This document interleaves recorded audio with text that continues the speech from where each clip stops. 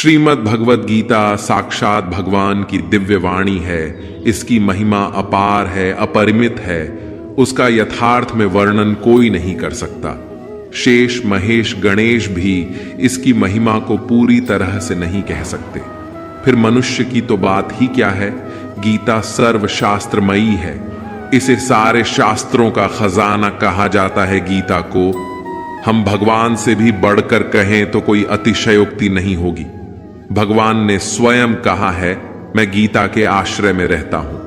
गीता मेरा श्रेष्ठ घर है। गीता के ज्ञान का सहारा लेकर ही मैं तीनों लोकों का पालन करता हूं। श्रीमद् भगवद गीता एकमात्र ऐसा ग्रंथ है जो मनुष्य को जीने का सही तरीका बताती है। गीता जीवन में धर्म, कर्म और प्रेम का पाठ पढ़ाती है। श्रीमद् भगवद गीता का ज्ञान मानव जीवन और जीवन के बाद का जीवन दोनों के लिए उपयोगी माना गया है। श्रीमद् भगवद गीता में कुल 18 अध्याय और 700 श्लोक हैं, जिसे सभी के लिए पढ़ पाना थोड़ा मुश्किल है। इसीलिए आज के इस बेहद ही खास वीडियो में हम श्रीमद् भगवद गीता के 201 विचारों के बारे में बात करने वाले हैं, जिन्हें जानकर आप श्रीमद् भगवद गीता का सही मतलब समझ पाएंगे। इसलिए इन विचारों को आप हर रोज रात में सोने से पहले जरूर सुने। तो चलिए अब देर न करते हुए वीडियो शुरू करते हैं। भगवान श्री कृष्ण कहते हैं, 4 वेदों का अर्थ नहीं भी जानो तो कोई बात नहीं, लेकिन समझदारी, जवाबदारी, वफादारी और ईमानदारी, इन 4 शब्दों का मर्म जान लो तो भी जीवन सार्थक हो जाएगा। दीपक का जीवन इसलिए वंदनीय नहीं है कि वह जलता है, बल्कि इसलिए वंदनीय है कि वह दूसरों के लिए चलता है, दूसरों से नहीं चलता। हमारी आस्था की परीक्षा तब होती है जब हम जो चाहे वह ना मिले और फिर भी हमारे दिल से प्रभु के लिए शुक्रिया ही निकले। अगर सही मायने में आप अपना जीवन बदलना चाहते हो तो सबसे पहले आपको अपना मन बदलने के लिए तैयार रहना पड़ेगा, क्योंकि जैसा आपका मन रहेगा वैसे ही आपके विचार होंगे, और जैसे आपके विचार होंगे वैसे ही आपका जीवन होगा। नीच विचार रखोगे तो नीच बन जाओगे, अच्छे विचार रखोगे तो ऊंचाई पर जाओगे। विश्वास किसी पर इतना करो कि वह तुम्हारे साथ छल करते समय खुद को दोषी समझे, और प्रेम किसी से इतना करो कि उसके मन में सदैव तुम्हें खोने का डर बना रहे। भगवान श्री कृष्ण कहते हैं, व्यक्ति को सदैव बुराई से बचकर रहना चाहिए। अगर कोई बुरा कर्म करता है तो वह कर्म उसको अपने जीवन में भोगना ही पड़ता है। जिस प्रकार सैकड़ों गायों के बीच बछड़ा अपनी मां को खोज लेता है, ठीक उसी प्रकार कर्म का फल आपको हजारों की भीड़ में भी खोज लेगा। माधव कहते हैं, किसी जीव को कष्ट देकर आप मुझे खुश नहीं देख सकते हो। श्री कृष्ण जगत के स्वामी हैं। वह कण कण में निवास करते हैं। छोटे से छोटे जीव के हृदय में ईश्वर का वास होता है। किसी जीव को कष्ट का अनुभव होना ईश्वर को कष्ट का अनुभव कराता है। इसीलिए किसी भी जीव को कष्ट देना ईश्वर को कष्ट देने के समान है। मृत्यु एक अटल सत्य है जिसे कभी बदला नहीं जा सकता है। इस संसार का जब से निर्माण हुआ है तब से जन्म मृत्यु का चक्र चलता आ रहा है। जिस प्रकार मनुष्य अपने पुराने वस्त्रों को त्याग कर नए वस्त्र धारण करता है, ठीक उसी प्रकार आत्मा पुराने व्यर्थ शरीर को त्याग कर नए शरीर को धारण करती है। यह प्रकृति का नियम है। इस सत्य को स्वीकार करके भय मुक्त होकर आज में जीना चाहिए।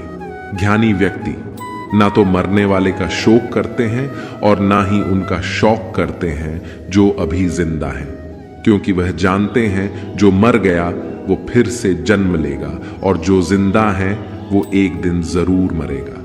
केवल ज्ञान ही एक ऐसा अक्षय तत्व है जो कहीं भी किसी भी अवस्था में और किसी भी काल में मनुष्य का साथ नहीं छोड़ता।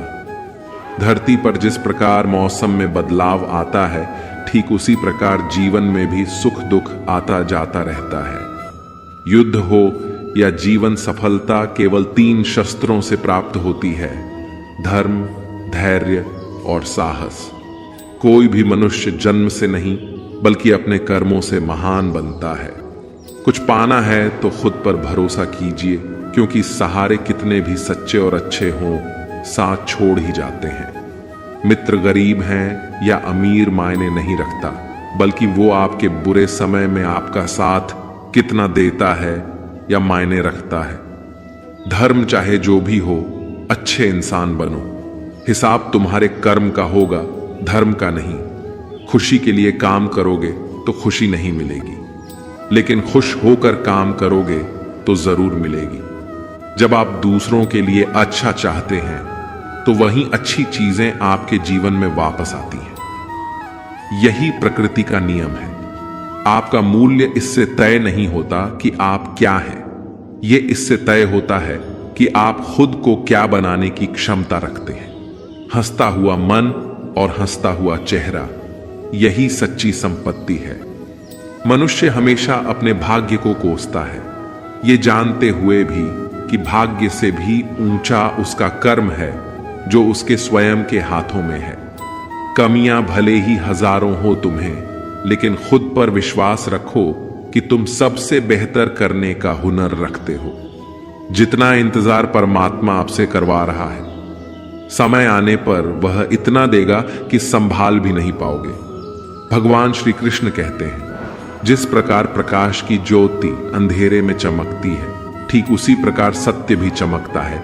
इसलिए मनुष्य को हमेशा सत्य की राह पर चलना चाहिए। क्रोध मनुष्य को नरक की ओर ले जाने वाला द्वार है।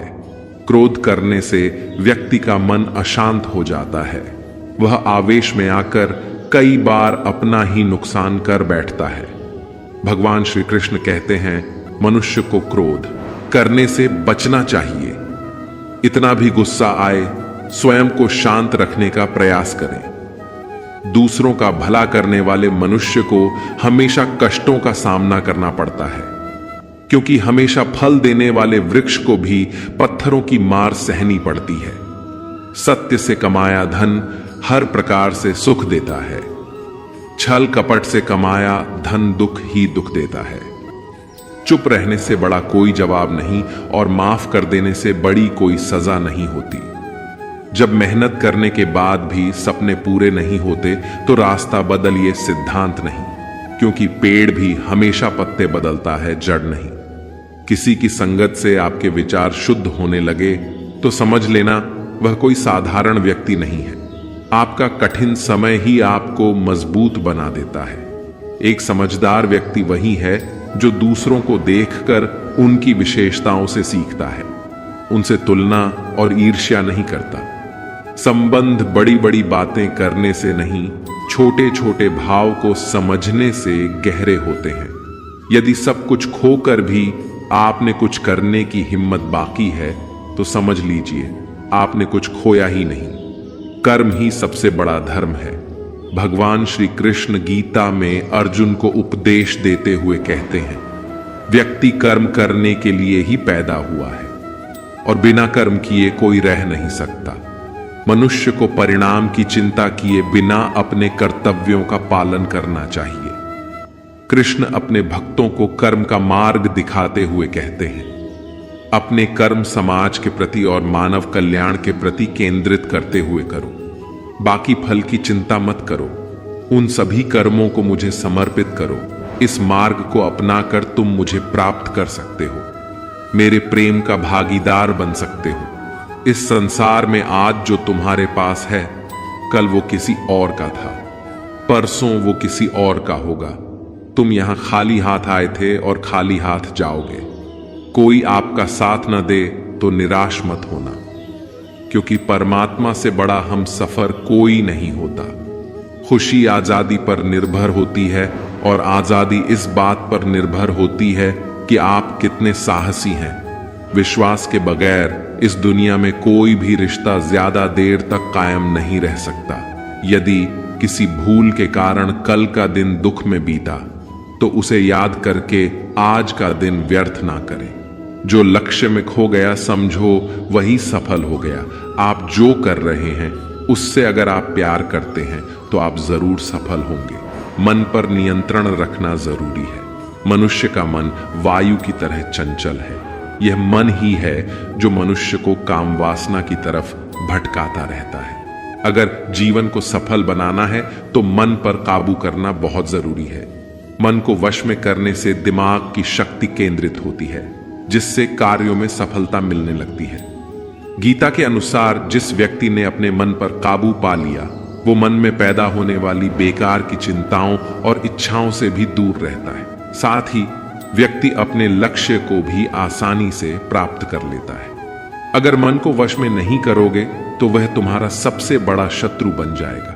अज्ञानी व्यक्ति स्वयं के लाभ के लिए कार्य करते हैं, जबकि बुद्धिमान लोग विश्व के कल्याण के लिए कार्य करते हैं। यदि किसी काम को करने में डर लगे तो याद रखना यह संकेत है कि आपका काम बहादुरी से भरा हुआ है। भगवान श्री कृष्ण कहते हैं, जब शांति के सारे मार्ग बंद हो जाए और न्याय ना मिले तो युद्ध करो। वास्तव में मुसीबत में साथ देने वाला मित्र ही सच्चा मित्र होता है। हमेशा शक करने वाला व्यक्ति कभी शांति प्राप्त नहीं कर सकता। इसलिए संदेह करने से बचें। अधिक संदेह करने से मन की शांति भंग हो जाती है और व्यक्ति भ्रमित होकर अपने संबंधों को नष्ट कर डालता है। तन की सुंदरता मन को आकर्षित करती है, जबकि स्वभाव की सुंदरता हृदय को आकर्षित करती है। इसीलिए मनुष्य का स्वभाव हमेशा निर्मल होना चाहिए। कौन क्या कर रहा है, कैसे कर रहा है और क्यों कर रहा है, इन सब से आप जितना दूर रहेंगे उतना ही खुश रहेंगे। जिंदगी में हम कितने सही हैं और कितने गलत हैं, ये सिर्फ दो लोग जानते हैं, एक परमात्मा और दूसरी हमारी अंतरात्मा। भगवान श्री कृष्ण कहते हैं, जिस मनुष्य के अंदर ज्ञान की कमी और ईश्वर में श्रद्धा नहीं होती, वह मनुष्य जीवन में कभी भी आनंद और सफलता को प्राप्त नहीं कर पाता।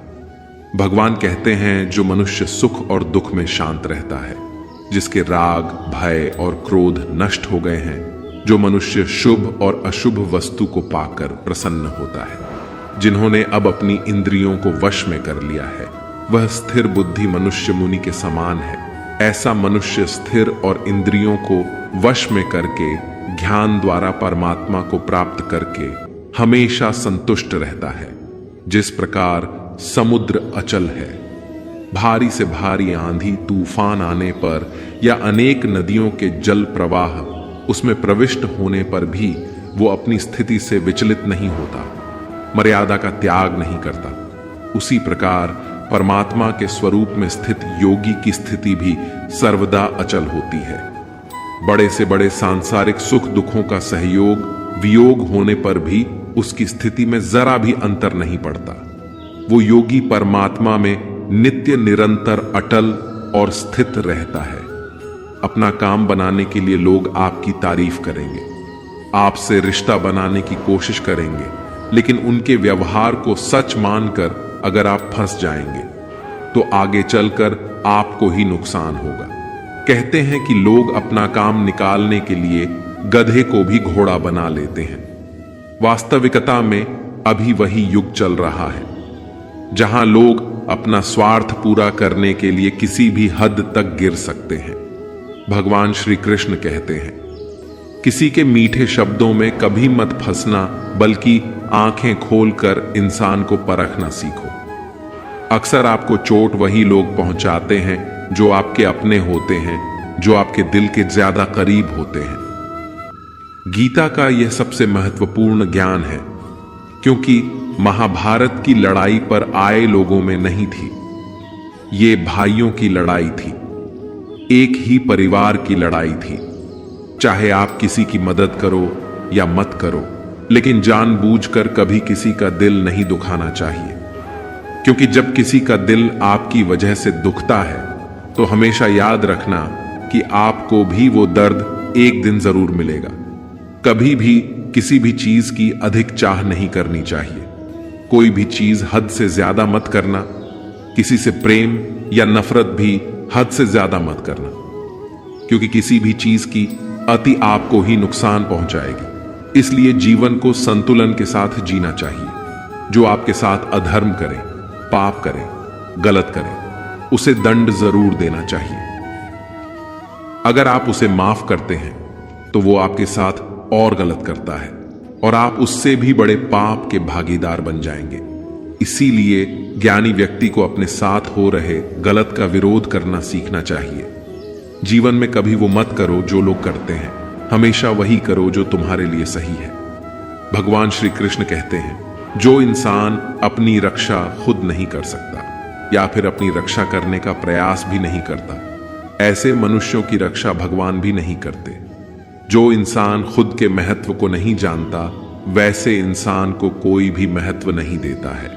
बुरा इंसान कभी अपनी बुराई नहीं छोड़ता। आप चाहें उसके साथ कितना भी अच्छा व्यवहार करें, वो आपको तकलीफ जरूर देगा। इसलिए जो जैसा है उसके साथ वैसा ही व्यवहार करना चाहिए। जो इंसान समय की कदर नहीं करता, समय भी उस इंसान की कदर कभी नहीं करता है, और वैसा इंसान जीवन में कभी भी सुख, शांति और सफलता को प्राप्त नहीं कर पाता है। संगति का मनुष्य के जीवन पर बहुत गहरा प्रभाव पड़ता है। अच्छा इंसान अगर बुरे लोगों के संगत में रहेगा तो वह भी एक दिन बुरा बन जाएगा। इसलिए हमेशा अच्छे लोगों की संगत में रहे। इस दुनिया में परमात्मा के सिवा किसी को अपना मत समझो। यहां कोई अपना नहीं है, क्योंकि जब दुनिया के सारे रास्ते बंद हो जाते हैं तो ईश्वर की तरफ जाने वाला रास्ता हमेशा खुला रहता है। इस दुनिया में हारे हुए इंसान की तकलीफ में कोई मदद नहीं करता, और अगर कोई इंसान थोड़ा सा भी सफल हो जाए तो उससे कोई खुश नहीं होता। इसलिए अपना दुख किसी को बताओ मत और अपनी खुशी किसी के आगे छताओ मत। मनुष्य का आहार हमेशा सात्विक और संतुलित होना चाहिए। इंसान को यह समझ नहीं कि क्या खाना चाहिए, कितना खाना चाहिए, कहां खाना चाहिए और कैसे खाना चाहिए, वह परमात्मा को कभी नहीं पा सकता। खुद को मिटाकर भी रख दोगे तब भी यह दुनिया आपसे खुश नहीं होगी। इसीलिए वह करो जो आपका दिल चाहे, वह मत करो जो दुनिया चाहती है, क्योंकि दुनिया की पसंद बदलने में वक्त नहीं लगता है। दुखाना भी जरूरी है, तभी इनसे जिंदगी पूरी होती है। खाली खुशी इंसान को मजबूत नहीं बनाती। कान्हा कहते हैं, मन की शांति से बढ़कर इस संसार में कोई भी संपत्ति नहीं है। जिस व्यक्ति ने अपने मन को शांत रखना सीख लिया है, उससे अधिक धनवान इस संसार में कोई नहीं है। लगातार हो रही असफलताओं से कभी निराश मत होना, क्योंकि कभी कभी गुच्छे की आखिरी चाबी भी ताला खोल देती है। रिश्ते चाहे कितने ही बुरे हों, उन्हें तोड़ना मत, क्योंकि पानी चाहे कितना भी गंदा हो, अगर प्यास नहीं बुझा सकता, वह आग तो बुझा ही सकता है। ईश्वर से कुछ मांगने पर ना मिले तो उससे नाराज ना होना, क्योंकि ईश्वर वह नहीं देता जो आपको अच्छा लगता है, बल्कि वो वही चीज देता है जो आपके लिए अच्छा होता है। जिंदगी में एक ऐसे इंसान का होना बहुत जरूरी है जिसको दिल का हाल बताने के लिए लफ्जों की जरूरत नहीं पड़ती। उसे ही परमात्मा कहते हैं। दिखते तो एक बार है, मगर पल भर में ही जिंदगी जीना सीखा जाते हैं। हम लोगों को खुश करने के चक्कर में अपना सब कुछ गुआ देते हैं। बाद में यही लोग कुछ नहीं किया कहकर सब कामों को भुला देते हैं। जीवन में सुख शांति चाहते हो तो अपनी समस्याओं और आलोचनाओं को खुद पर हावी मत होने दो। जो लोग गिरने से डरते हैं वो कभी ऊंची उड़ान नहीं भर सकते। इंसान दूसरों की अच्छाइयों पर खामोश रहते हैं, लेकिन चर्चा जब बुराइयों की हो तो गूंगे भी बोल पड़ते हैं। कान्हा कहते हैं, जितना वक्त तुम दूसरों पर बर्बाद करते हो, अगर उतना वक्त खुद पर लगा दो तो झुकना नहीं पड़ेगा। लोगों को परखने की आदत डालो। जैसे हर चमकती चीज सोना नहीं होता, वैसे ही हर अच्छा दिखने वाला इंसान सच्चा नहीं होता। जब तक हम किसी काम की शुरुआत नहीं करते, तब तक वो काम हमें असंभव ही दिखाई देता है। जिसने अकेले चलना सीख लिया, समझो वो व्यक्ति सफलता के दरवाजे पर अपना पहला कदम रख चुका है। खुश रहने का बस एक ही मंत्र है, उम्मीद बस खुद से रखो, किसी और इंसान से नहीं। मोह विनाश का कारण होता है। मनुष्य के दुखों का मूल कारण उसका मोह ही है। वह जितना अधिक मोह करेगा उतना ही अधिक कष्ट भी भोगेगा। पछतावा अतीत नहीं बदल सकता और चिंता भविष्य नहीं संवार सकती। इसलिए वर्तमान का आनंद लेना ही जीवन का सच्चा सुख है। श्री कृष्ण कहते हैं, जो तुम्हारा साथ देता है तुम उसका साथ दो, जो तुम्हें धोखा देता है तुम उसे त्याग दो। जिन जगह आपका सम्मान नहीं हो वहां पर कभी जाना नहीं चाहिए, वरना लोग आपको कमजोर और बेवकूफ समझेंगे।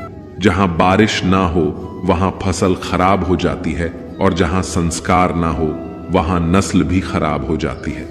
जो लोग ये कहते हैं मेरे पास वक्त नहीं है, असल में उनके खास रिश्तों की गिनती मैं आपका नाम ही नहीं है।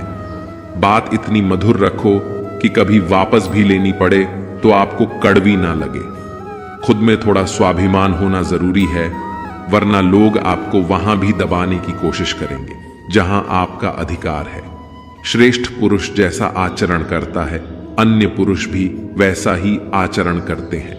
मनुष्य जिस भी रूप की पूजा करते हैं, मैं भी उनको उनकी भावना के अनुसार उसी रूप में दर्शन देता हूं। मनुष्य जिस भाव से मेरी उपासना करते हैं, मैं उनकी उस भाव का ही अनुसरण करता हूं। जो मेरा चिंतन करता है उसका मैं चिंतन करता हूं। जो मेरे लिए व्याकुल होता है उसके लिए मैं भी व्याकुल हो जाता हूं। जो मुझे अपना सर्वस्व अर्पण कर देता है, मैं भी उसे अपना सर्वस्व अर्पण कर देता हूं। इस मनुष्य लोक में सांसारिक भोग के लिए लोग इंद्र आदि देवताओं की उपासना करते हैं, क्योंकि देवताओं का पूजन करने वालों को उनकी उपासना का फल तुरंत मिल जाता है। लेकिन मैं ऐसा नहीं करता हूं। मेरे भक्त यदि सच्चे भाव से भी मेरा भजन करते हैं तो भी मैं उनकी उसी कामना को पूर्ण करता हूं जिसकी पूर्ति से उनका विषयों से वैराग्य होकर मुझ में प्रेम और विश्वास बढ़ता है। इसीलिए सांसारिक मनुष्य को मेरी भक्ति का फल शीघ्र मिलता हुआ नहीं दिखता है, और इसलिए वे मंद बुद्धि मनुष्य कर्मों का फल शीघ्र प्राप्त करने की इच्छा से अन्य देवताओं का ही पूजन किया करते हैं। जैसे हवा के झोंके नाव को भटका देते हैं, वैसे ही मनुष्य की इच्छाएं बुद्धि को भटका देती हैं। जो मनुष्य सुख और दुख में, मान और अपमान में शांत रहता है, वह मनुष्य मुझे अति प्रिय है। ये संसार मेरी ही माया है, ये संसार मुझसे ही उत्पन्न हुआ है। मैं ही इसका पालन पोषण करता हूं और मैं ही इस सृष्टि का विनाश करता हूं। मैं भूत, वर्तमान और भविष्य के सभी प्राणियों को जानता हूं, लेकिन वास्तविकता में मुझे कोई नहीं जानता। समझदार व्यक्ति जब संबंध निभाना बंद कर देता है तो समझ लेना चाहिए उसके आत्मसम्मान को कहीं ना कहीं ठेस अवश्य पहुंची है। प्रेम सदैव माफी मांगना पसंद करता है और अहंकार सदैव माफी सुनना पसंद करता है। कर्म ही तुम्हारी पहचान है, वरना एक नाम की यहां हजारों इंसान हैं। अच्छे कर्म करने के बावजूद भी लोग केवल तुम्हारी बुराइयां याद रखेंगे। इसलिए लोग क्या कहते हैं इस पर कभी ध्यान मत दो। जितना हो सके खामोश रहना अच्छा है, क्योंकि सबसे ज्यादा गुनाह इंसान से उसकी जुबान ही करवाती है। जो पुरुष न किसी से द्वेष करता है और न किसी चीज की आकांक्षा करता है, वैसा कर्मयोगी पुरुष सन्यासी के समान है, और वह पुरुष सुखपूर्वक सांसारिक बंधन से मुक्त हो जाता है। ना तो मैं किसी के भाग्य का निर्माण करता हूं और न ही किसी के कर्म फल का निर्माण करता हूं। मनुष्य अपने द्वारा किए कर्मों का ही फल भोगता है और उसी से उसके भाग्य का निर्माण होता है। मनुष्य स्वयं ही अपना मित्र है और स्वयं ही अपना सबसे बड़ा शत्रु भी है। ज्ञानी मनुष्य कर्म योग या भक्त योग से एक ही जन्म में इस समुद्र रूपी संसार से निकलकर परमात्मा को प्राप्त कर लेता है, और अज्ञानी मनुष्य काम, क्रोध, लोभ, मोह में फंसकर भटकता रहता है। भगवान श्री कृष्ण कहते हैं, भगवत प्राप्ति के लिए कर्म करने वाला कोई भी मनुष्य दुर्गति को प्राप्त नहीं होता है। इस लोक में या परलोक में वह जहां भी रहता है वह परमात्मा के मार्ग में आगे ही बढ़ता रहता है। किसी को धोखा देना एक कर्ज है जो आपको किसी और के हाथों एक दिन जरूर मिलेगा। एक अच्छी नजर वही है जो सिर्फ अपनी कमियां और दूसरों के गुण तलाश करती है। कभी उस व्यक्ति पर भरोसा मत करो जो वक्त के साथ स्वभाव बदल लेते हैं। जीवन में कभी किसी से अपनी तुलना मत करो। तुम जैसे हो सर्वश्रेष्ठ हो। सबको अपना जीवन बदलने के लिए समय मिलता है, परंतु समय बदलने के लिए दोबारा जीवन नहीं मिलता है। जो होने वाला है वह होकर रहता है, और जो नहीं होने वाला है वह कभी नहीं होता। ऐसा निश्चय जिनकी बुद्धि में होता है उन्हें चिंता कभी नहीं सताती है। जिनकी बुद्धि माया ने हर ली है, जो जानबूझकर पाप कर्मों में ही लिप्त है, जो मुझे जानने की चेष्टा भी नहीं करते, ऐसे मनुष्य को जीवन में और जीवन के बाद के जीवन में भी कष्टों से मुक्ति नहीं मिल पाती है। जो मनुष्य अंत काल में भी मुझको स्मरण करता हुआ शरीर त्यागता है, वह मेरे परम धाम को प्राप्त होता है, इसमें कोई संशय नहीं है। देवताओं को पूजने वाले देवताओं को प्राप्त होते हैं, पितरों को पूजने वाले पितरों को प्राप्त होते हैं, भूतों को पूजने वाले भूतों को प्राप्त होते हैं, और मेरा पूजन करने वाले भक्त मुझको ही प्राप्त होते हैं। इसलिए मेरे भक्तों का पुनर्जन्म नहीं होता। जो कोई भक्त मेरे लिए प्रेम से पत्र, पुष्प, फल, जल दिया अर्पण करता है, उस शुद्ध बुद्धि भक्त का प्रेम पूर्वक अर्पण किया हुआ वह पत्थर पुष्प में सद्गुण से प्रकट होकर प्रेम पूर्वक खाता हूं। तू जो कर्म करता है, जो खाता है, जो हवन करता है, जो दान देता है, वह सब मुझे अर्पण कर, मैं तुम्हें मुक्ति प्रदान करूंगा। यदि कोई दुराचारी भी अनन्या भाव से मेरा भक्त बनकर मुझ तक पहुंचता है, तो वह पुरुष भी साधु के समान है, क्योंकि उसने भली भांति निश्चय कर लिया है कि परमेश्वर के भजन के समान अन्य कुछ भी नहीं है।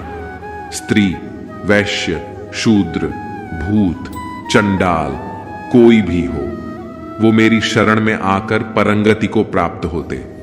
अच्छी नीयत से किया गया काम कभी व्यर्थ नहीं जाता है, और उसका फल आपको जरूर मिलता है। जीवन की सबसे बड़ी गलती वही होती है जिन गलती से हम कुछ सीख नहीं पाते हैं। तुम आज जो भी कर्म कर रहे हो, उसका फल तुम्हें कल प्राप्त होगा, और आज जो तुम्हारे पास है वह तुम्हारे द्वारा किए गए कर्मों का फल है। जो मनुष्य श्रद्धा भाव से मेरी भक्ति करता है, मैं उसे वो हर चीज देता हूं जो उसके पास नहीं है, और जो उसके पास है मैं उसकी रक्षा भी करता हूं। जीवन कठिन तब लगता है जब हम स्वयं में बदलाव करने के बजाय परिस्थितियों को बदलने का प्रयास करते हैं। शस्त्र केवल शरीर को घायल कर देते हैं, किंतु शब्द आत्मा को भी घायल कर देते हैं। जब विरोधियों का पलड़ा भारी हो, तो विजय पाने के लिए कूटनीति का रास्ता अपना हो। दुनिया में केवल माता और पिता ही ऐसे इंसान हैं जो चाहते हैं कि हमारे बच्चे हमसे भी ज्यादा कामयाब हों। जब इंसान की जरूरत बदल जाती है, तब इंसान की बात करने का तरीका भी बदल जाता है। जो व्यक्ति अपनी गलतियों के लिए स्वयं से लड़ता है, उसे कोई भी नहीं हरा सकता। जिन मनुष्य के हृदय में सच्ची मानवता हो, उसकी सोच हमेशा यही होगी कि मुझे मिला हुआ दुख किसी को नहीं मिले, और मुझे मिला हुआ सुख सबको मिले। मीठा झूठ बोलने से अच्छा है कड़वा सच बोला जाए। इससे आपको सच्चे शत्रु जरूर मिलेंगे, लेकिन झूठे मित्र नहीं। बुरे कर्म करने नहीं पड़ते, हो जाते हैं, और अच्छे कर्म होते नहीं करने पड़ते हैं। कोई सराहना करे या निंदा, लाभ तुम्हारा ही है। प्रशंसा प्रेरणा देती है, और निंदा सुधारने का अवसर। हमारे तामसिक गुण हमारे अंदर हीन भावना पैदा करके हमें खुद को उदास और नुकसान पहुंचाते हैं। भगवान श्री कृष्ण कहते हैं, हर मनुष्य को तामसिक और राजसी गुणों को खत्म करके अपने सात्विक गुणों से परिचित होना पड़ेगा। सात्विक गुण वो है जो आत्मा को अपने आसपास की हर चीज से जोड़े रखता है और उन्हें प्यार करना सिखाता है। तुम्हारा क्या गया जो तुम रोते हो? तुम क्या लाए थे जो तुमने खो दिया? तुमने क्या पैदा किया था जो नष्ट हो गया?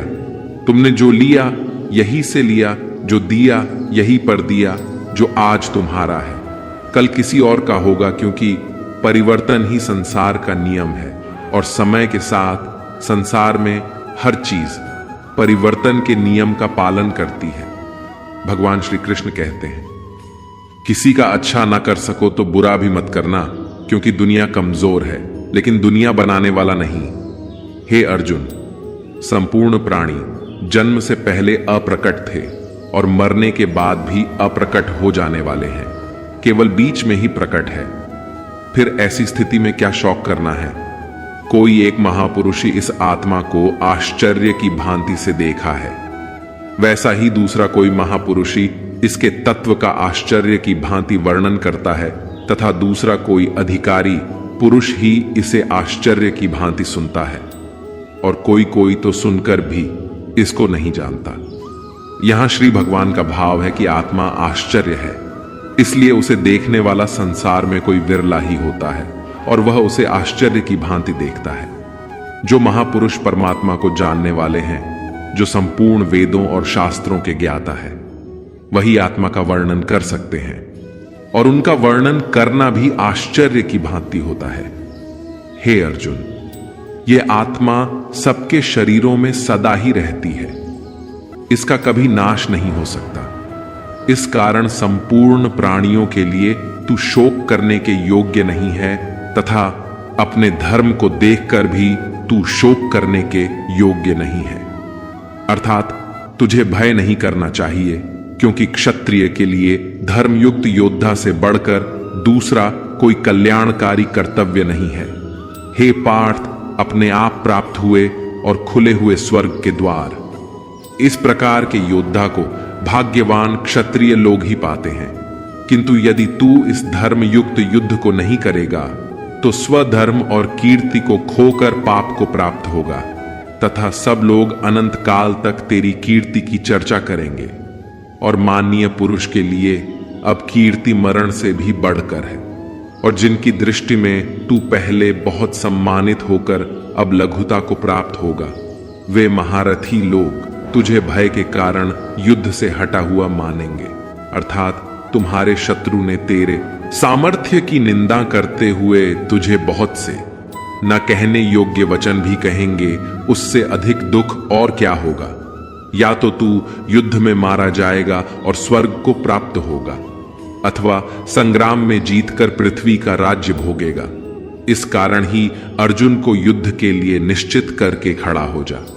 जय पराजय, लाभ हानि और सुख दुखों को सामान समझकर युद्ध के लिए तैयार हो जाए। इस प्रकार युद्ध करने से तू पाप को नहीं प्राप्त होगा। हे पार्थ, यह तेरे लिए ज्ञान योग के विषय में कही गई, और अब तू इसको कर्म योग के विषय में सुन, जिन बुद्धि को जानकर तू कर्मों के बंधन को भली भांति त्याग देगा, अर्थात सर्वथा नष्ट कर डालेगा।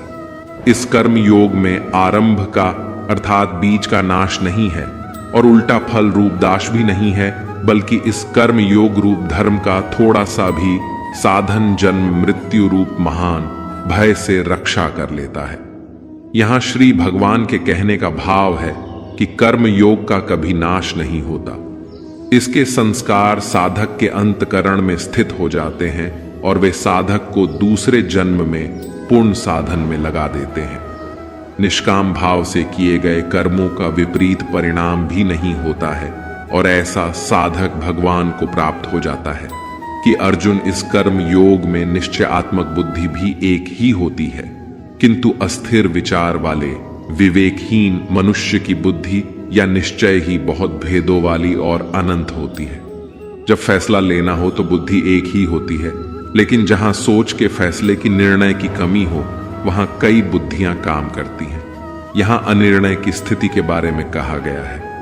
जब आप फैसला नहीं ले पाते हैं तो ना जाने कई दिशाओं में आपका ध्यान, आपकी बुद्धि जाती है। लेकिन अगर आप निर्णय करने की सोच ले तो उसके बाद उस काम को करने का ही प्रण होता है। हे अर्जुन, जो भोगों में तन्मय हो रहे हैं, जो कर्म फल के प्रशंसक वेद वाक्यों में ही वृद्धि रखते हैं, जिनकी बुद्धि में स्वर्ग ही परम वस्तु है, और जो स्वर्ग से हार कर दूसरी कोई वस्तु ही नहीं है, यानी ऐसे लोग जो कर्म के बदले में होने वाले सिर्फ फल या लाभ की बात करते हैं, तो वह कर्म नहीं, स्वार्थ बन जाता है, उसे कर्म नहीं कह सकते। हे अर्जुन, जो अज्ञानी लोग सिर्फ दिखाओ शोभा युक्त वाणी को कहते हैं, वह ढोंगी होते हैं। वो कहते बहुत कुछ है लेकिन करते बहुत कम है। ऐसे लोगों से बचकर रहना चाहिए जो कर्म की बातें भोग और ऐश्वर्या के लिए करते हैं, जिनका ध्येय सिर्फ भोग और ऐश्वर्या है। उन पुरुषों की परमात्मा में निश्चयात्मक का बोध भी नहीं होता। हे अर्जुन, वेदों के कर्मकांड हमारी प्रकृति के 3 गुणों से जुड़े हैं। इसलिए तू उन भोगों एवं उनके साधनों में आसक्तिहीन, हर शोक आदि बंधनों से रहित, नित्य वस्तु परमात्मा में स्थित योग को ना जानने वाला और स्वाधीन अंतकरण वाले हो। यहां श्री भगवान कहते हैं वेद भी 3 गुणों में समाप्त हो जाते हैं, उससे आगे भी नहीं जानते। उससे आगे है कर्म योग। सामर्थ्य की निंदा करते हुए तुझे बहुत से न कहने योग्य वचन भी कहेंगे, उससे अधिक दुख और क्या होगा। या तो तू युद्ध में मारा जाएगा और स्वर्ग को प्राप्त होगा, अथवा संग्राम में जीतकर पृथ्वी का राज्य भोगेगा। इस कारण ही अर्जुन को युद्ध के लिए निश्चित करके खड़ा हो जा। जय पराजय, लाभ हानि और सुख दुखों को सामान समझकर युद्ध के लिए तैयार हो जाए। इस प्रकार युद्ध करने से तू पाप को नहीं प्राप्त होगा। हे पार्थ, यह तेरे लिए ज्ञान योग के विषय में कही गई, और अब तू इसको कर्म योग के विषय में सुन। जिन बुद्धि को जानकर तू कर्मों के बंधन को भली भांति त्याग देगा, अर्थात सर्वथा नष्ट कर डालेगा। इस कर्म योग में आरंभ का अर्थात बीज का नाश नहीं है और उल्टा फल रूप दाश भी नहीं है, बल्कि इस कर्म योग रूप धर्म का थोड़ा सा भी साधन जन्म मृत्यु रूप महान भय से रक्षा कर लेता है। यहां श्री भगवान के कहने का भाव है कि कर्म योग का कभी नाश नहीं होता। इसके संस्कार साधक के अंतकरण में स्थित हो जाते हैं और वे साधक को दूसरे जन्म में पुण्य साधन में लगा देते हैं। निष्काम भाव से किए गए कर्मों का विपरीत परिणाम भी नहीं होता है, और ऐसा साधक भगवान को प्राप्त हो जाता है कि अर्जुन इस कर्म योग में निश्चयात्मक बुद्धि भी एक ही होती है, किंतु अस्थिर विचार वाले विवेकहीन मनुष्य की बुद्धि या निश्चय ही बहुत भेदों वाली और अनंत होती है। जब फैसला लेना हो तो बुद्धि एक ही होती है, लेकिन जहां सोच के फैसले की निर्णय की कमी हो वहां कई बुद्धियां काम करती हैं। यहां अनिर्णय की स्थिति के बारे में कहा गया है। जब आप फैसला नहीं ले पाते हैं तो ना जाने कई दिशाओं में आपका ध्यान, आपकी बुद्धि जाती है। लेकिन अगर आप निर्णय करने की सोच ले तो उसके बाद उस काम को करने का ही प्रण होता है। हे अर्जुन, जो भोगों में तन्मय हो रहे हैं, जो कर्म फल के प्रशंसक वेद वाक्यों में ही वृद्धि रखते हैं, जिनकी बुद्धि में स्वर्ग ही परम वस्तु है और जो स्वर्ग से हार कर दूसरी कोई वस्तु ही नहीं है, यानी ऐसे लोग जो कर्म के बदले में होने वाले सिर्फ फल या लाभ की बात करते हैं, तो वह कर्म नहीं स्वार्थ बन जाता है, उसे कर्म नहीं कह सकते। हे अर्जुन, जो अज्ञानी लोग सिर्फ दिखाओ शोभा युक्त वाणी को कहते हैं, वह ढोंगी होते हैं। वो कहते बहुत कुछ है लेकिन करते बहुत कम है।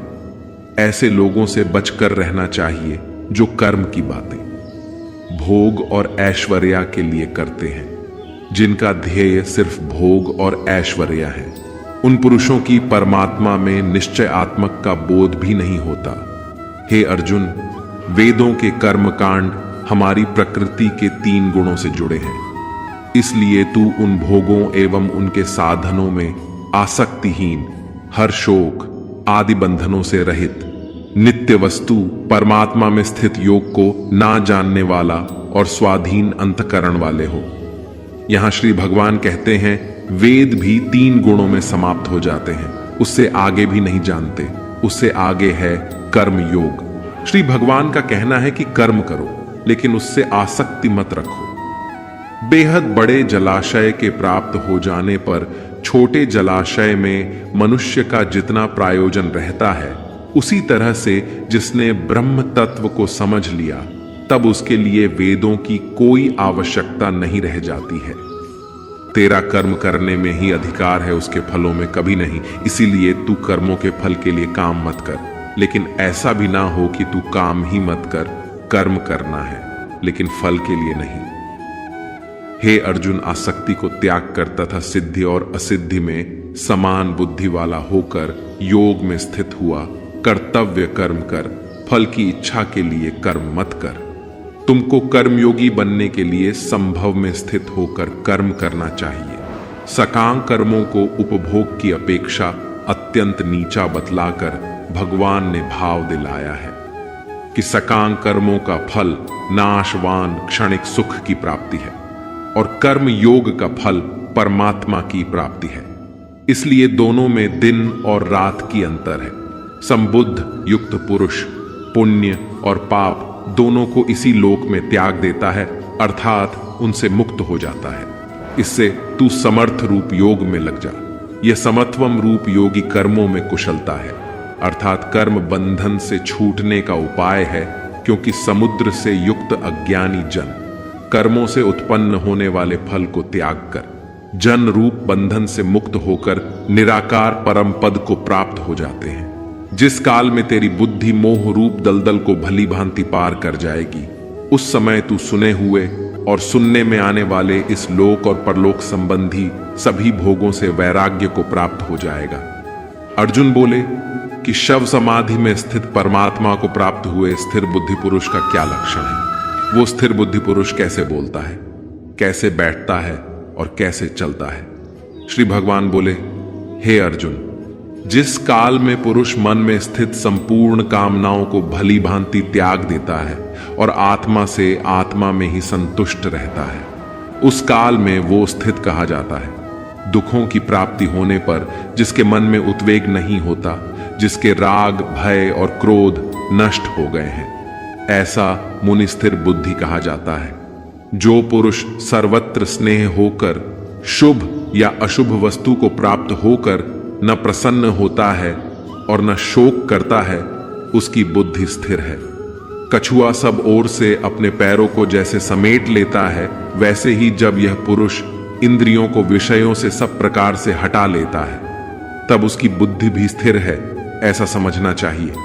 इसलिए साधक को चाहिए कि वो उन संपूर्ण इंद्रियों को वश में करके समाहित होकर मेरा ध्यान करे, क्योंकि जिस पुरुष की इंद्रियां वश में होती हैं, उसी की बुद्धि स्थिर हो जाती है।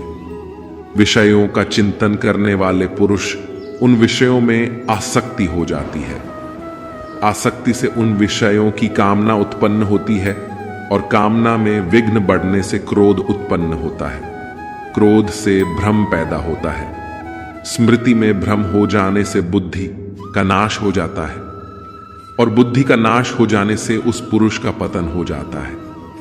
जिस प्रकार हवा के झोंके नाव को भटका देती है, ठीक उसी प्रकार मनुष्य की इंद्रियां उसकी बुद्धि को भटका देती हैं। इसलिए जिन पुरुष की इंद्रियां उसके बस में होती हैं, उसी की बुद्धि स्थिर है। भगवान श्री कृष्ण कहते हैं, जिस प्रकार समुद्र की स्थित जल है, भारी से भारी आंधी तूफान आने पर या अनेक नदियों के जल प्रवाह उसमें प्रविष्ट होने पर भी वो अपनी स्थिति से विचलित नहीं होता, मर्यादा का त्याग नहीं करता, उसी प्रकार परमात्मा के स्वरूप में स्थित योगी की स्थिति भी सर्वथा अचल होती है। बड़े से बड़े सांसारिक सुख दुखों का सहयोग वियोग होने पर भी उसकी स्थिति में जरा भी अंतर नहीं पड़ता। वह योगी परमात्मा में स्थिर रहता है। जो मनुष्य संपूर्ण कामनाओं का त्याग करता है, वही मनुष्य शांति को प्राप्त कर पाता है। जो मनुष्य मुझसे परम प्रेम करके इस परम रहस्य युक्त गीता शास्त्र को मेरे भक्तों में कहेगा, वह मुझको ही प्राप्त होगा। इसमें कोई संदेह नहीं है। अच्छे लोगों के साथ हमेशा बुरा क्यों होता है? वहीं जो लोग बुरे कर्म करते हैं और अज्ञान की राह पर होते हैं, वो खुशहाल दिखते हैं। श्री कृष्ण ने इसका जवाब गीता में दिया है। आपने महसूस किया होगा कि जो लोग अच्छे कर्म करते हैं वो परेशान रहते हैं, वहीं जो बुरे कर्म करते हैं वो खुशी से रह रहे होते हैं।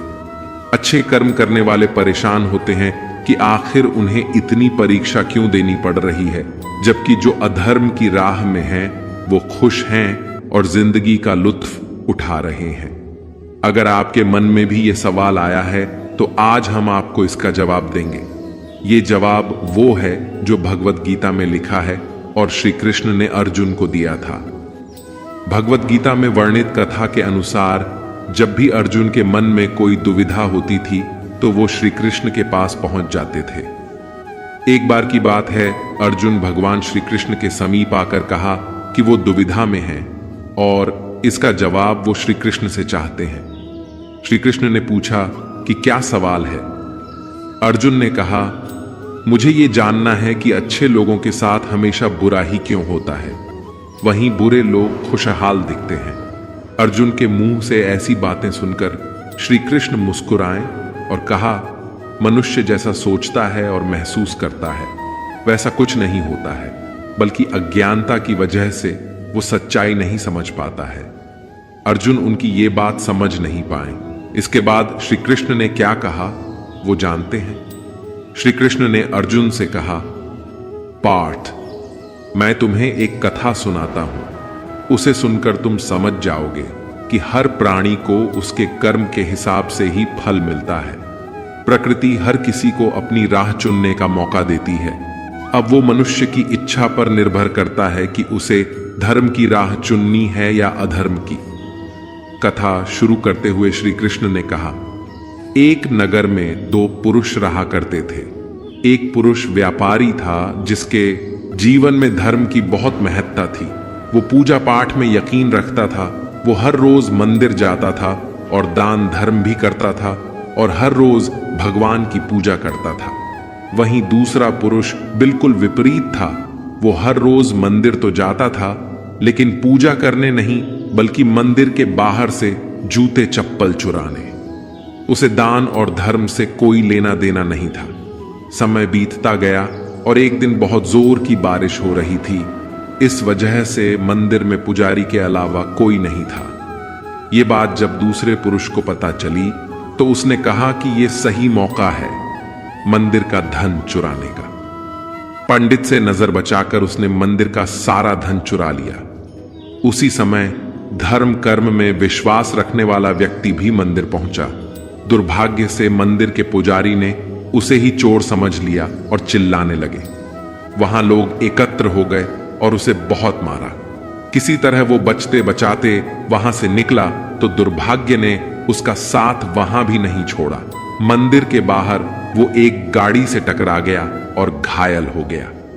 फिर वो व्यापारी लंगड़ाते हुए घर जाने लगा तो रास्ते में उसकी मुलाकात उस पुरुष से हुई जिसने मंदिर से धन चुराया था। उसने कहा, आज तो मेरी किस्मत चमक गई, एक साथ इतना सारा धन मिल गया। ये सब देखकर उसे बहुत बुरा लगा और उसने अपने घर से भगवान की सारी तस्वीरें निकाल दी। कुछ सालों बाद दोनों की पुरुषों की मृत्यु हो गई। मरने के बाद जब दोनों यमराज की सभा में पहुंचे और भले पुरुष ने दूसरे व्यक्ति को देखा तो उसे बहुत गुस्सा आया। उसने क्रोधित होकर यमराज से पूछ ही लिया, मैं तो हमेशा अच्छे कर्म करता था, दान में विश्वास रखता था, उसके बदले जीवन भर मुझे अपमान और दर्द ही मिला और इस व्यक्ति को नोटों से भरी पोटली। आखिर ऐसा भेदभाव क्यों? इस पर यमराज ने कहा, पुत्र, तुम गलत समझ रहे हो।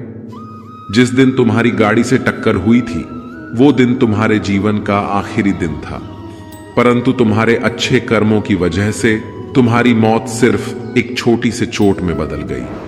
तुम इस दुष्ट व्यक्ति के बारे में जानना चाहते हो। दरअसल इसके भाग्य में राजयोग था, मगर इसके कुकर्मों और अधर्म की वजह से वो सिर्फ एक छोटी सी धन की पोटली में बदल गया।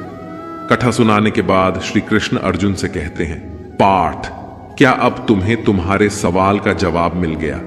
ऐसा सोचना कि भगवान तुम्हारे कर्मों को नजरअंदाज कर रहे हैं, ये बिल्कुल भी सत्य नहीं है। भगवान हमें कब क्या किस रूप में दे रहा है मनुष्य को समझ में नहीं आता है। मगर आप अच्छे कर्म करते रहे तो भगवान की कृपा हमेशा बनी रहती है।